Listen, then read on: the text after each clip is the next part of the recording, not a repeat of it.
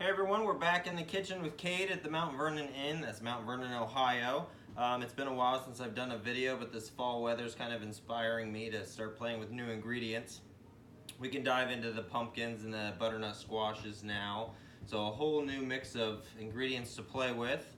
Plus the weather's been fabulous. It feels so crisp and cool, but the sun's out. So I stopped at a local store today and I saw these chocolate covered pretzels. They're yogurt covered pretzels with a little pumpkin like drizzle over them, and that kind of inspired the recipe today. We're making a double chocolate pumpkin muffin, and then I'll do a pumpkin buttercream icing, and then we'll garnish it with those pretzels. I did not make the pretzels, so I cannot take claim for those, but they do taste good. I've been nibbling on them, I will admit.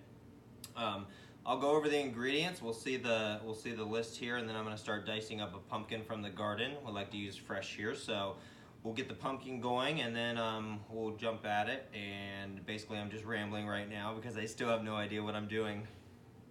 Okay.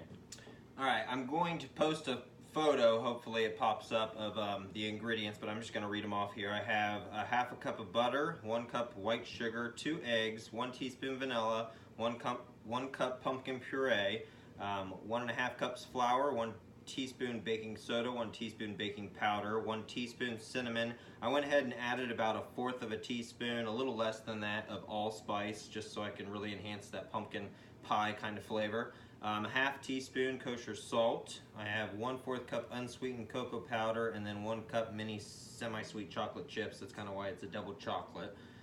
So there's the ingredient list. So first things first, I need to go ahead and get started on the pumpkin. It asks for a cup of pureed pumpkin.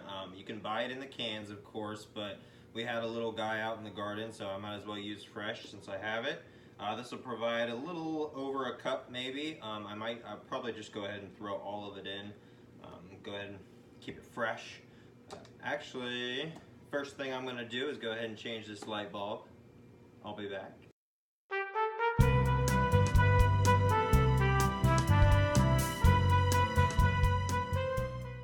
Alright, we have both light bulbs working now.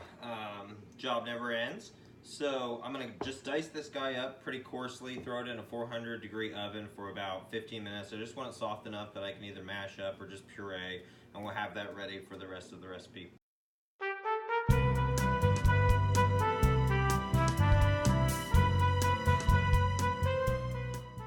Okay, the pumpkin's in the oven at 400. We'll keep checking on that as I go ahead and mix the dry ingredients together, and then we'll cream together the wet ingredients. So I have the 1.5 cups of flour here, and then I'm just going to kind of throw them all in at once. The cocoa powder, sugar,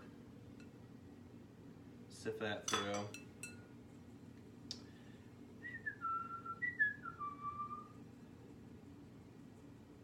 Make a mess. If you're not making a mess, you're not doing it right.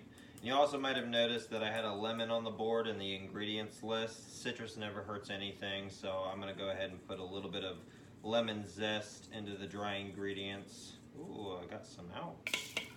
Now the baking powder, salt, allspice, baking soda, and cinnamon.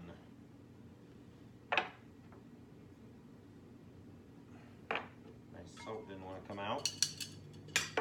Sift that through.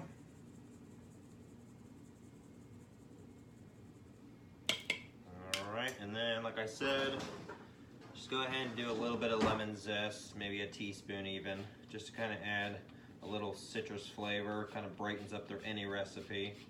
I'll also maybe squeeze a little bit of lemon juice into the wet ingredients. So that's pretty much incorporated. I'm going to whisk that around, check the pumpkin, and then cream together all of our wet ingredients, and then I'll slowly fold in the chocolate chips.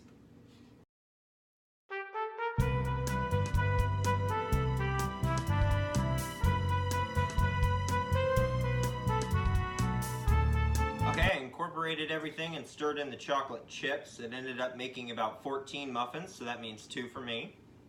It's 350 at about 15 minutes, and then we're going to go ahead and make the buttercream icing with just a little bit of pumpkin puree that I have left and some powdered sugar to the right consistency, and then maybe sprinkle in a little bit of cinnamon or something just so you can kind of see the spices throughout, and then top it off with the pretzels. So the next time I see you, they will be ready.